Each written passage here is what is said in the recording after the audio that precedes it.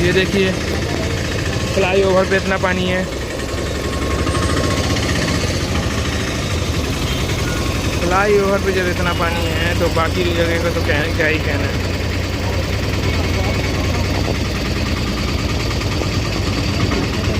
Traffic देख रहे हैं कितना लंबा है।